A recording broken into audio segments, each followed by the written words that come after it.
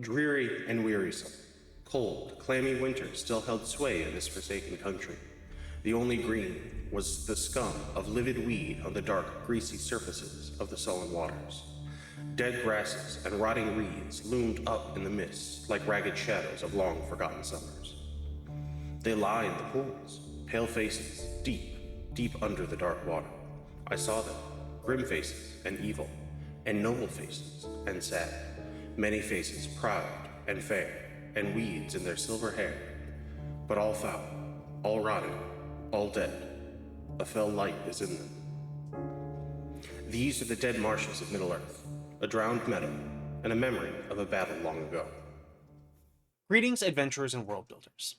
This video is looking at swamps, marshes, and mires, what they have in common, what sets them apart, and how by leaning into the details of our world, we can make the worlds that we create feel that much more alive. As liminal spaces, swamps, marshes, and mires make for evocative locations for storytelling. In modern media, you may be familiar with the Dead Marshes from Lord of the Rings, the Fire Swamp from The Princess Bride, the Bog of Eternal Stench from the movie Labyrinth, the Swamp of Sadness from the Neverending Story, Black Marsh from the Elder Scrolls series, Dustwallow Marsh from the World of Warcraft, and various poison swamps, like the Valley of Defilement from Demon Souls, Blighttown from Dark Souls, Harvest Valley from Dark Souls 2, Nightmare Frontier from Bloodborne, Farron Keep from Dark Souls 3, or the Swamp of Aeonia from Elden Ring. Now let's look at swamps, marshes, and mires, flora, fauna, and other resources that you can find there, the creatures of myth and legend that are associated with these places, and then, finally, we will world build out a few examples of adventures set in these locations.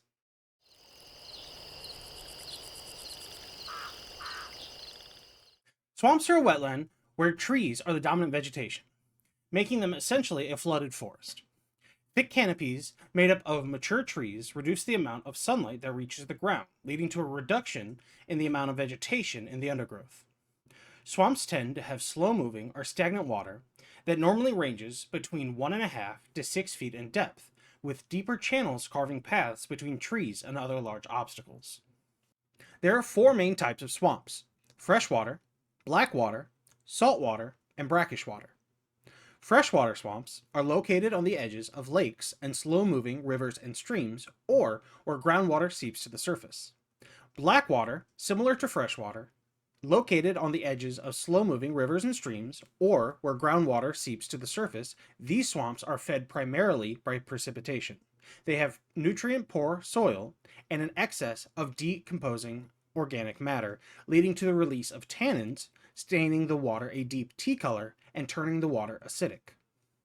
Saltwater swamps are located on the coast. These swamps flood twice daily at high tide, often housing many tidal pools.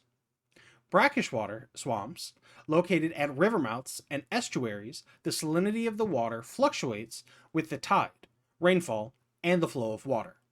A river mouth is where a river flows into a larger body of water, such as another river, a lake or reservoir, a bay or gulf, a sea, or an ocean.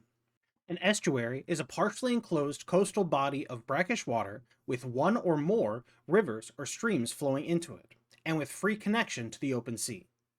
It is possible for a swamp to be so large that there are defined sections of a coastal swamp that are freshwater, brackish water, and saltwater.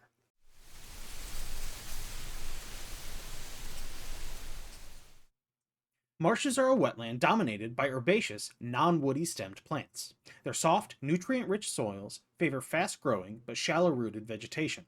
Marshes tend to have slow-moving water that normally ranges between 0 and 3 feet in depth. While herbaceous plants are the dominant form of vegetation, raised mounds, called hummocks, allow some trees to take root. There are 3 main types of marshes: freshwater, saltwater, and brackish water. Freshwater marshes, located on the banks of lakes and rivers, or where groundwater seeps to the surface. These marshes can be permanent or seasonal, depending on the flooding due to spring rainfall and snowmelt. Saltwater marshes are located on the coast.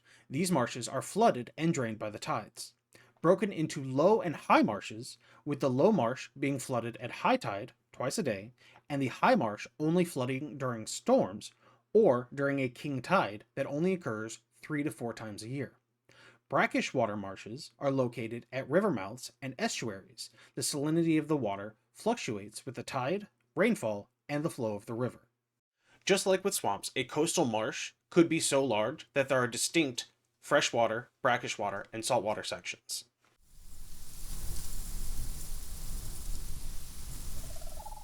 Mires, also called peatlands, are dominated by mosses, and they are the primary location for the production of peat, a material made of partially decayed mosses, vegetation, and other organic matter.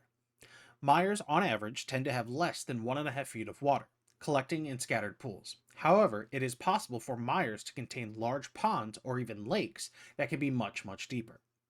While mosses are the dominant form of vegetation, raised mounds called hummocks allow for some trees to take root.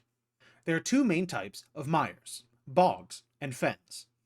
Bogs are located where mosses and other vegetation overtake a shallow lake or pond, replacing the water with layers of peat. Bogs are fed by precipitation and snowmelt, leading them to be nutrient poor with dark, tannic, and acidic water. There is a type of bog known as a quaking bog. This is where mosses and vegetation cover the surface of a lake or pond, with the layer of moss becoming thick enough to look like solid ground, but with a layer of open water beneath it. The layer of moss and vegetation may be thick enough to hold the weight of a person or animal, but could give way, plunging them into the lightless waters below. Fens, located where mosses and other vegetation overtake a shallow stream or a lake or pond fed by a stream or groundwater seeping up through the surface. The vegetation slows the water's movement, allowing for the buildup of organic matter, leading to the formation of peat. The movement of water within a fen and the introduction of nutrients from the water may prevent the water from becoming acidic, allowing for a wider variety of flora and fauna as opposed to a bog. Before we go much further, I'd like to take a moment and ask you to consider liking and subscribing if you're enjoying the video. It really helps out the channel. Thank you.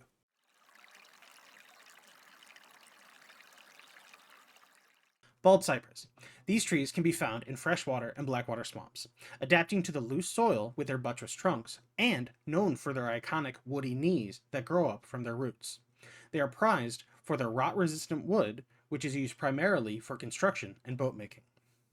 Willows. These trees are found in freshwater and blackwater swamps. They are fast-growing, and with their deep roots, they help stabilize the soil. Their long, drooping branches can be used for weaving, while their bark can be made into medicine used to relieve pain and reduce swelling. Mangrove trees are an iconic symbol of saltwater swamps, known for their stilt roots, which interlock with other mangrove trees, creating a dense thicket which protects the shore and forms a natural shelter for fish. Their bark is rich in tannins, which can be used to create a tanning solution to turn animal hides into leather.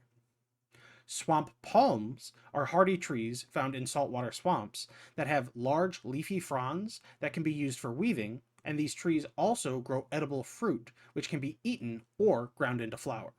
Cattails. Brown, cigar-shaped flower spikes rise above most other vegetation in freshwater swamps and marshes. The body of this plant can be cut and used for weaving, while its edible starchy roots can be ground into flour, and its seed fluff can be used both for insulation as well as a handy fire starter. Reeds, these tall, grass-like plants, form thick beds in swamps, marshes, and fens, providing location for nests, protecting the soil from erosion, and filtering out larger debris from the water. These hardy plants can be used to create thatched roofing as well as the shafts for arrows. Horsetails, found in freshwater swamps and marshes, these reed-like plants differ in that they have jointed segments and hollow, silica-rich stems. The silica deposits in this plant allow it to act as a naturally occurring sandpaper used for scouring and polishing, both for wood and for metal. Sedges, these grass-like plants, are ubiquitous in swamps, marshes, and fens, providing food for wildlife and livestock. Sedges can also be used for weaving and can be made into rope fiber. Ferns. Found in all manner of swamps and marshes, as well as in bogs and fens, the fronds of these plants unfurl into lush green fans, providing shelter to small animals, while their stems and roots spread horizontally, forming thick mats that stabilize the soil. these plants can be used for thatching roofs, as stuffing for bedding, and to create medicine with anti-inflammatory and anti-parasitic properties. Glasswort. This plant carpets the ground in red and green hues and stores salt in its fleshy stems. Found in saltwater swamps and marshes, this plant can be burned to create soda ash. Soda ash is then used in making clear and high quality glasses, soaps, as a leavening agent for cooking, and as a dye fixer when dyeing textiles. Seagrass. Growing in vast underwater meadows, in saltwater swamps and marshes, these plants can be used for weaving, as insulation, stuffing for bedding, and as natural bandages. Hanging mosses. These mosses hang from the branches of trees in all manner of swamps, creating thick strands of gray-green curtains that sway in the wind. They can be used as rope fiber and as insulation. Sphagnum moss. This moss creates a spongy carpet across freshwater swamps and marshes, as well as being the dominant vegetation of bogs and fens. This plant is capable of holding many times its weight in water and can be harvested to dress wounds or as insulation. Berries. Various berry varieties, such as blueberries, bilberries, cloudberries, and cranberries, can all be found growing in the acidic, low-nutrient soils of bogs and fens. These plants are used as a food source by wild animals, livestock, and humans. Bog myrtle, or sweet gale. This fragrant shrub with silvery green leaves is found in peatlands, such as bogs and fens. Bog myrtle can be used to flavor and preserve beer instead of using hops, while alternatively their leaves can be crushed to release oils which act as a natural insect repellent. Meadowsweet. Found in freshwater and blackwater swamps, as well as in freshwater marshes and fens, this tall, flowering plant with cream-colored flower petals gives off a sweet fragrance. It can be used in the brewing of mead and the flavoring of food, adding flavor notes of honey and almonds. And, as a medicine, it can be used to relieve pain and aid digestive distress. Carnivorous plants. Found in the nutrient-poor soils of bogs and blackwater swamps, carnivorous plants like Venus flytraps, sundews, and pitcher plants are capable of gaining their nutrients from the local fauna, such as insects, as well as small mammals, reptiles, or amphibians.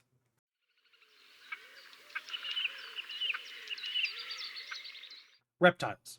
Large reptiles, like crocodiles, constrictor snakes, and alligator snapping turtles, find themselves more at home in the deeper waters of swamps and marshes, while smaller reptiles, such as venomous snakes and lizards, can be found in all of these wetlands. All of these animals are sources of meat, and, when nests can be found, eggs. Their skin is prized for making patterned leather. Reptile bones and fangs can be used for various tools, while turtle shells can be crafted into decorative objects, such as combs and jewelry. Amphibians. Frogs, toads, and salamanders make their homes in the freshwater swamps, marshes, and mires. Used mostly for meat, some folk remedies required body parts or secretions, such as a salamander's mucus, to produce healing ointments. Mammals. Aquatic mammals, like otters, muskrats, and beavers, can be found in all kinds of swamps and marshes, while dugongs are found in the deep water of saltwater swamps. Other, less aquatic mammals, such as deer, wolves, wild boar, bats, and raccoons, inhabit swamps, marshes, and mires. All of these species were hunted for meat, and many were valued for their pelts, for both fur and leather. Dugong fat was rendered into oil for medicine, while beaver secretions were used in the flavoring of food and to make perfumes. Birds. Waterfowl, such as ducks, swans, and herons, find themselves in all types of swamps and marshes, while others, like pelicans, flamingos, and the roseate spoonbill, can be found in the saline waters of saltwater swamps and marshes. Smaller songbirds live in all manner of swamps, marshes, and mires, feeding on insects and berries. Scavenger birds, such as ravens, crows, and vultures, nest more in the trees of swamps, as do the raptors like hawks, eagles, falcons, and owls. Many bird species were hunted for meat and eggs, as well as their feathers being used as quills for writing, fletching for arrows, and stuffing for bedding. Fish. Large saltwater fish, like sharks, barracuda, and rays, often used coastal swamps as nurseries, remaining there until they were large enough to venture out into open waters. Large freshwater predators, like pike and gar, make their home in the deeper places of freshwater swamps and marshes. Many species of fish were hunted for their meat, while the livers of sharks and rays were taken for their oil used in the creation of medicines. Crustaceans and mollusks. Saltwater crustaceans and mollusks, such as crabs, shrimp, lobsters, oysters, cockles, barnacles, and whelks, a species of saltwater snail, scavenge carrion and algae in swamps and marshes, often forming reefs and stabilizing shores.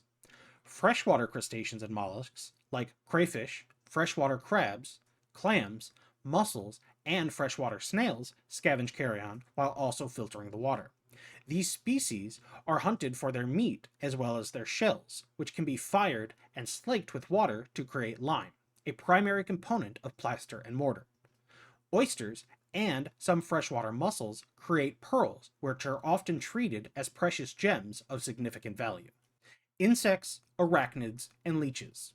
Dragonflies, bees, water beetles, mosquitoes, fishing spiders, and leeches can be found across swamps, marshes, bogs, and fens, with mosquitoes and leeches preferring stagnant water. Bees and mosquitoes act as pollinators for many of the useful plants in these wetlands, while beehives can also be used to gather honey. Dragonflies and water beetles can be caught and used as natural bait for fishing. Leeches can be gathered as both a source of protein and for the medical practice of bloodletting.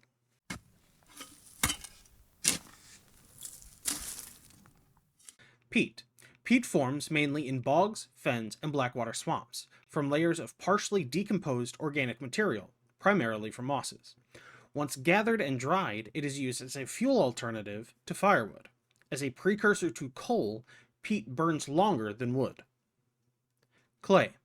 Deposits of clay build up in swamps and marshes where fine sediment settles out of the water. These deposits are vital for pottery and brickmaking. Bog iron. Found primarily in bogs and fens, these deposits can be found as hard clumps beneath rainbow-colored oil slick water. This ore can then be processed into usable iron. Blackwater. Acidic water, stained a deep tea color by an abundance of tannins, can be found in bogs and blackwater swamps. This water is used to dye textiles brown or black, while also acting as a natural tanning solution, turning hides into leather. Salt. Depressions in salt marshes collect seawater into pools, and as the water in these pools evaporates, they leave behind formations of crystallized salt, a valuable resource used for food preservation.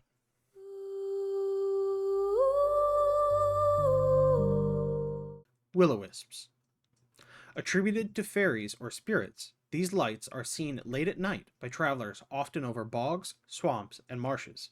Sometimes the will-o-wisps act to reveal a path or to lead travelers astray. Kelpies. Water spirits of Scottish folklore that take the form of a large, beautiful, dark horse, offering a ride to weary travelers only to take them into the water to drown and devour them, then leaving their victims' belongings at the water's edge. Nuka-levi. Overly long arms extend to the ground from a skinless human torso, riding atop the back of a skinless horse. Covered in black, sinewy muscle, fins protruding from its legs, a single eye resting in the middle of its head. These demons of Orcadian folklore rise from the sea to spread pestilence and wither crops with their toxic breath. A Nuka-levi's primary weakness is its inability to enter or cross fresh water. Naiads. Graceful and immortal maidens from Greek myth. These freshwater nymphs protect the source of water to which they are bound. Naiads may jealously guard their homes, or perhaps allow those they deem worthy to drink from their waters, which are said to cure illness. Should the home of these nymphs become polluted, they may become dark and vengeful spirits. Mermaids. With the upper body of a human and the lower half of a fish, these denizens of coastal waters may rescue sailors from a sinking ship, or use enchanting songs to lure them to their watery graves. In some tales, mermaids are capable of walking on land, only to have their true form revealed when they come into contact with water. Bogmen. Half-rotted corpses with leathery skin from European folklore rise from the dark, acidic waters of bogs and blackwater swamps to drag unwary travelers beneath the water to share their fate. Witches and hags. Beautiful or horrid to behold, witches and hags are often connected to all manner of swamps, marshes, bogs, and fens.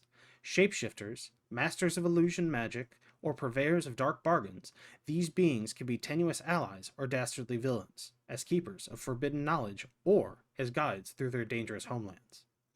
Slimes and oozes. Formless, semi-sentient masses that dissolve anything in their path of modern fantasy are at home in the acidic waters of bogs and blackwater swamps. Filled with remnants of their most recent victims, these beings seem to endlessly hunger.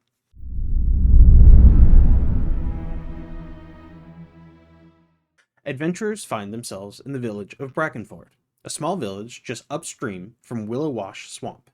Denna, who lives with her father on their family's farm, asks for aid in finding her father Harlan and their prized mare Sable, who went missing 2 days ago. After the mare was spooked by a wild boar and her father went to retrieve it. Upon investigating the swamp, the adventurers may find a cloak, an old pair of boots, and a broken lantern near the water's edge. They may also find a large black mare that fits the description of Sable, the missing horse. This horse, however, is not what it seems, and is secretly a kelpie, which will allow an adventurer to ride it only to dive into nearby water at its first chance in an attempt to drown and devour the rider. Adventurers find themselves in the village of Stillwater, a small farming village set at the edge of Stillwater Swamp. Stillwater is known for having the greatest quality and quantity of fruits, vegetables, and grains in the region. The adventurers find themselves besieged by Marjorie, the daughter of the village elder, to save her son Wyatt from the swamp. He, along with Lyndon, a young girl from the village, were selected by lottery and are this year's sacrifice to the Great Willow. The Great Willow being a massive carnivorous willow tree at the center of Stillwater Swamp, that, in exchange for sacrifices each spring, provides the surrounding land with a bountiful harvest. Adventurers find themselves in a small collection of villages along the coast, known collectively as the Sodden Shoals. The people of these villages require the adventurers' aid, as the salt swamp they surround is no longer safe to fish due to the hatching season of giant sea snapping turtles. Normally, the turtles hatch and swim out to sea, but a pair of giant crabs have taken up residence at the seaside of the swamp, eating any turtles that attempt to make the journey out of the swamp.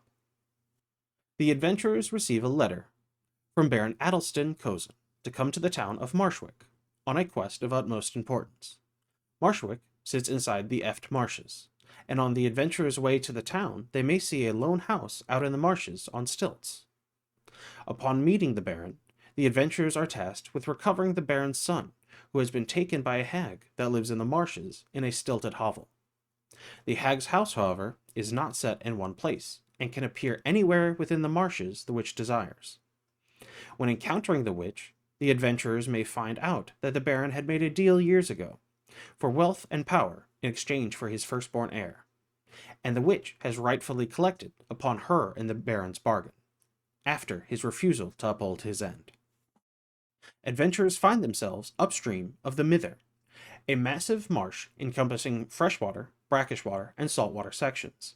The adventurers have need to retrieve some of the magical flame from the Tide Star, an ancient lighthouse that has been abandoned for decades but still shines, piercing mist, fog, and shadow. A Nuka-Levi stalks the brackish and saltwater sections of the Mither, unable to cross into the freshwater section of the marsh. The Nuka-Levi cannot be killed, only delayed and avoided. Using incense of burning seagrass helps hide the presence of the adventurers from this demon. Within the salt marsh lies the nearly forgotten village of Glasswick, from where the craftsmen of the Tide Star hailed. Adventurers find themselves making their way across Queen's March Bog, possibly on a shortcut to their destination. Each step on the soft ground leaves behind tiny pools as water fills the adventurers' footprints behind them. Eventually, the ground gives way as they plunge into the darkness below.